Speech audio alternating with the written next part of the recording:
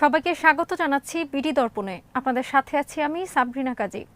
পূর্ব এশিয়ার ছোট্ট এক দেশ ব্রুনাই। ছোট হলেও দেশটিতে প্রাচুর্যের অভাব নেই। প্রাকৃতিক সম্পদে ভরপুর দেশটির মানুষের জীবনযাত্রা বিশ্বে প্রথম সারির। সাজানো গোছানো পরিপাটি দেশটিতে আছে বিশাল এক রাজপরিবার, যারা 650 বছর ধরে শাসন করছে। সুলতানের একক শাসন চললেও সাধারণ মানুষের খুব একটা অভিযোগ নেই সেসব নিয়ে, কারণ সুলতান তাদের দিয়েছেন সব সুবিধা। ব্রুনাইয়ের মানুষেরা খুবই অতিথিপরায়ণ ও আন্তরিক। সবকিছু মিলে কেমন দেশ ব্রুনাই, কেমন তার রাজপরিবার, সেসব নিয়ে আলোচনা করব আজ।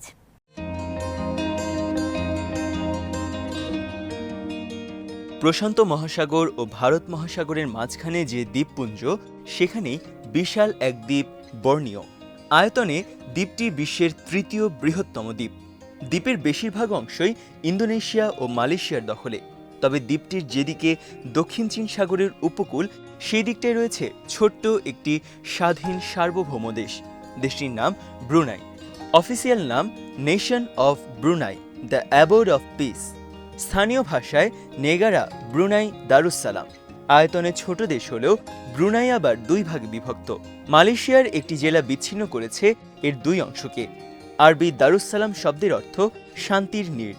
মাত্র ৫,৭৬৫ বর্গ কিলোমিটারের দেশটি আসলে খুবই শান্তিপূর্ণ, যার ৪.৫ লক্ষ বাসিন্দার রয়েছে নির্ঝঞ্ঝাট আর সুখী জীবন।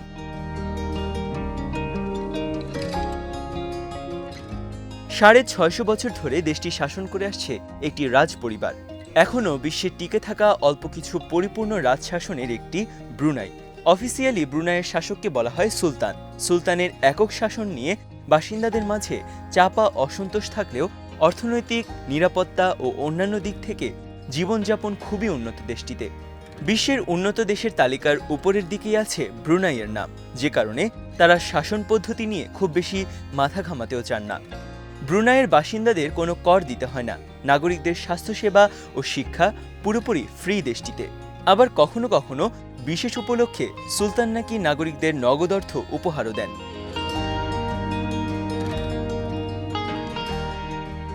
এত সব সুবিধা পেয়েই হয়তো নাগরিকরা দেশ শাসনের বিষয়ে মাথা ঘামাতে রাজি নন।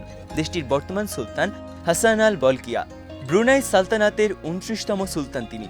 ১৯৬৭ সালে পিতা তৃতীয় ওমর আলী সাইফুদ্দিনের অবসরের পর তিনি সিংহাসনে আরোহণ করেন। ব্রিটিশ রয়্যাল মিলিটারি একাডেমিতে শিক্ষা নেওয়া সুলতান বলকিয়া ইতোমধ্যেই দেশ শাসনের ৫৩ বছর পার করেছেন।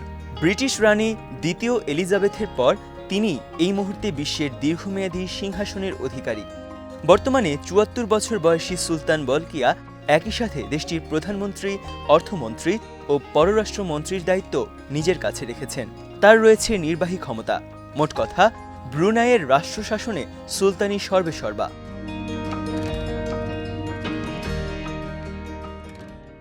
মুসলিম প্রধান দেশটিতে তিনি চালু করেছেন কঠোর ইসলামিক আইন। ১৯৮৪ সালে ব্রুনাই ব্রিটিশদের কাছ থেকে স্বাধীনতা লাভের পর ব্রিটিশ আইন চললেও সুলতান বলকিয়া ধীরে দেশে ইসলামিক অনেক আইন চালু করেন। স্থাপন করেছেন অনেক মসজিদ, মাদ্রাসা সহ ধর্মীয় প্রতিষ্ঠান। ব্রুনাইয়ের সালতানাতের প্রতিষ্ঠাতা সুলতান মাহমুদ শাহ। ১৩৬৩ সালে তিনি এই সালতানাত প্রতিষ্ঠা করেন। মাহমুদ শাহের পিতৃপ্রদত্ত নাম ছিল আগওয়ান আল বেতাতার। শাসন প্রতিষ্ঠার কিছুদিন পরেই তিনি ইসলাম ধর্ম গ্রহণ করেন। বিয়ে করেন তেমাসিক রাজকন্যাকে। আজকের সিঙ্গাপুরের তৎকালীন নাম ছিল তেমাসিক। সুলতান মাহমুদ শাহের প্রধান সহযোগী ছিলেন তার দুই ভাই।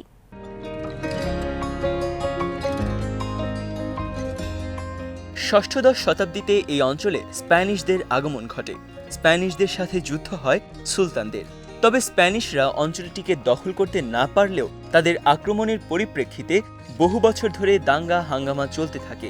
এই সংঘাতের সূত্র ধরেই দেশটিতে ব্রিটিশদের আগমন হয়। ব্রিটিশদের সহযোগিতায় রাজপরিবার বিদ্রোহ দমনে সফল হয়। নানান কৌশলে ব্রিটিশরা এক পর্যায়ে ব্রুনাইকে আশ্রিত রাজ্যে পরিণত করে। শাসনভার সুলতানের হাতে থাকলেও পররাষ্ট্র নীতি ও নিরাপত্তার দিকটি দেখত ব্রিটেন। দ্বিতীয় বিশ্বযুদ্ধে দেশটি জাপানের দখলে গেলেও যুদ্ধের শেষ দিকে জাপানিদের বিতাড়িত করে মিত্রশক্তি।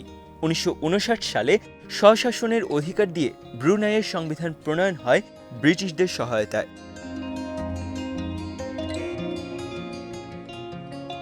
ওই সময় ব্রুনাইয়ের মালয়েশিয়ার সাথে যোগ দেওয়ার একটি সম্ভাবনা তৈরি হয়েছিল। তবে 1962 সালে একটি বিদ্রোহ সংগঠিত হয় বর্নিও দ্বীপের উত্তরাঞ্চলের আরও কিছু এলাকা নিয়ে একটি স্বাধীন দেশ গঠনের জন্য। ব্রিটিশদের সহায়তায় বিদ্রোহ দমনের পর তৎকালীন সুলতান মালয়েশিয়ার সাথে একীভূত হওয়ার সিদ্ধান্ত বাতিল করেন। 67 সালে বর্তমান সুলতান হাসান আল বলকিয়া সিংহাসনে বসেন।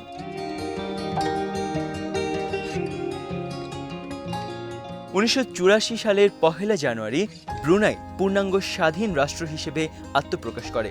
তবে স্বাধীনতার পরও ব্রিটেনের সাথে সুসম্পর্ক রক্ষা করে চলছে এই দেশটি। ব্রুনাইয়ের আছে ব্রিটেনের একটি সামরিক ঘাঁটি। ব্রুনাইয়ের অফিসিয়াল ভাষা ইংরেজি ও মালয়। দেশটির বাসিন্দাদের মধ্যে রয়েছে 66% মালয়, 10% চীনা, আর 67% মুসলিমদের দেশে আছে বৌদ্ধ ও খ্রিস্টান, যথাক্রমে 13 ও 10%।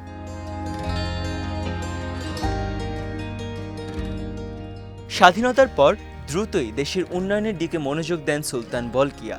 1929 সালে দেশটিতে তেলের খনি আবিষ্কৃত হয়। প্রকৃতির দান এই সম্পদকে পরিকল্পিত উপায়ে কাজে লাগাতে শুরু করেন তিনি। বর্তমানে ব্রুনাইয়ে মোট জাতীয় উৎপাদন বা জিডিপির 90%ই তেল শিল্পের অবদান। দৈনিক গড়ে 1,67,000 ব্যারেল তেল উৎপাদন করে এই দেশটি, যা দক্ষিণ পূর্ব এশিয়ায় চতুর্থ।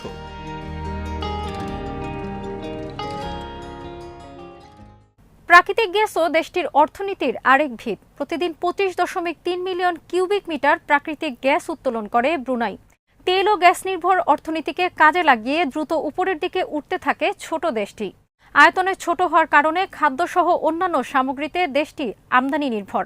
60% খাদ্য আমদানি করে দেশটি।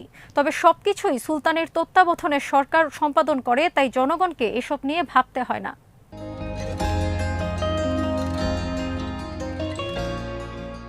দেশটির রাজধানী বন্দর সেরি বেগান নগরীতে পা রাখলে মনে হবে ইউরোপ বা আমেরিকার কোনো উন্নত নগরী। তবে চারপাশের মসজিদের সুউচ্চ মিনারগুলো মনে করিয়ে দেবে এটি একটি মুসলিম দেশ। দিনে 5 বার ভেসে আসবে আজানের ধ্বনি। ব্রুনাই উপসাগরের তীর ঘেঁষে গড়ে ওঠা নগরীটিতে পার্ক, বিলাসবহুল শপিং মল সহ বিনোদনের সব ব্যবস্থাই আছে। তবে মদ্যপান পুরোপুরি নিষিদ্ধ হওয়ায় গড়ে ওঠেনি বার, পাব কিংবা নাইট ক্লাব।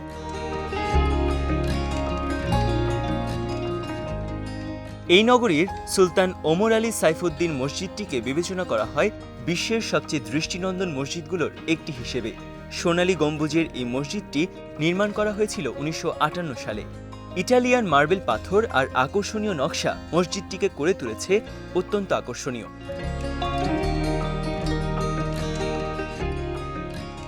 রাজধানী নগরীর সামান্য বাইরে ব্রুনাই নদীর তীরে অবস্থিত রাজপ্রাসাদ ইস্তানা নুরুল আমান।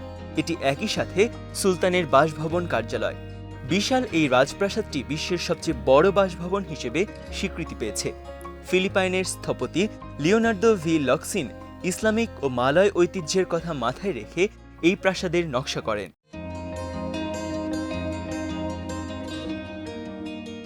বিশাল এই প্রাসাদের রুম রয়েছে 1788টি। সর্বমোট ফ্লোর স্পেস 21,52,782 বর্গফুট। বিশাল এক ভোজন কক্ষ রয়েছে, যেখানে একসঙ্গে খাবার গ্রহণ করতে পারেন 5,000 মানুষ। প্রাসাদের মসজিদটিতে একসাথে 1,500 মুসল্লির নামাজ আদায়ের ব্যবস্থা রয়েছে। সুইমিং পুল আছে 5টি, লিফটের সংখ্যা 18টি এবং এর গ্যারেজেরই আয়তন 110 একর।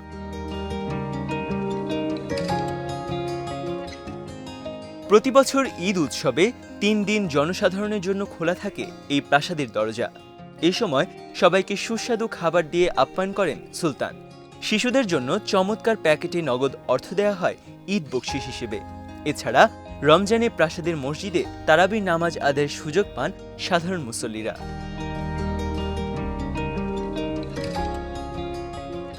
ব্রুনাইয়ের সব রাজকীয় ও সরকারি অনুষ্ঠানাদির আয়োজন করা হয় এই প্রাসাদে। রাজপরিবারের অনুষ্ঠানাদির মধ্যে উল্লেখযোগ্য বিয়ের অনুষ্ঠান। সুলতানের পরিবারের সদস্যদের বিয়ের অনুষ্ঠান খুবই জাঁকজমকপূর্ণভাবে আয়োজন করা হয় এই দেশটিতে।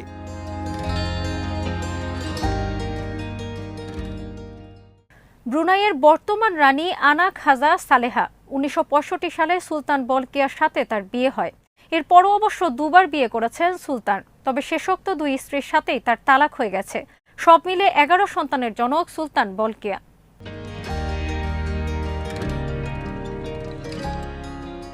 রাজপরিবারের এক একটি বিয়ের অনুষ্ঠানে উৎসব হয় 10 থেকে 12 দিন পর্যন্ত।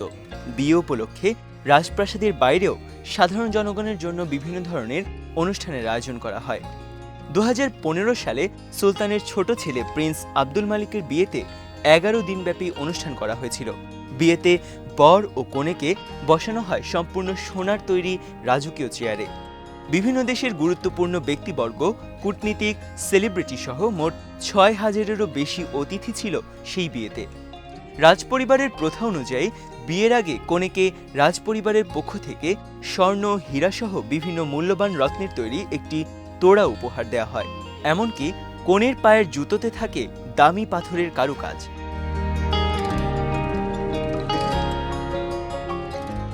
সুলতানের উপস্থিতিতে শরিয়াহ অনুযায়ী বিয়ের অনুষ্ঠান শেষে সন্ধ্যায় থাকে নৈশভোজ পর্ব। সেখানে নতুন সাজে দেখা যায় নবদম্পতিকে। দুজনের পোশাকেই থাকে দামি সব রত্ন। বিশ্বের নামী ফ্যাশন ডিজাইনারদের দিয়ে তৈরি এসব পোশাকের মূল্য কোটি ডলারেরও বেশি। 1996 সালে সুলতানের বড় কন্যা প্রিন্সেস রশিদার বিয়েতে পারফর্ম করেছিলেন মার্কিন পপ সিঙ্গার হুইটনি হিউস্টন। অবশ্য দেশটিতে শরিয়াহ আইন চালুর পর থেকে এসব অনুষ্ঠানে কনসার্টে থাকে ধর্মীয় পরিবেশনা।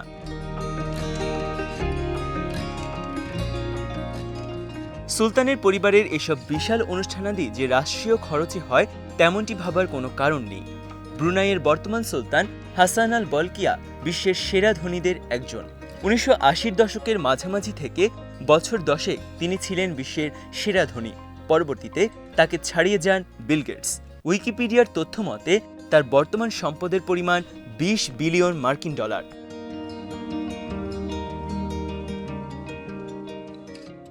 সুলতানের বিলাসী জীবনযাত্রা নিয়ে সমালোচনাও কম নেই পশ্চিমা সংবাদ মাধ্যমগুলোতে।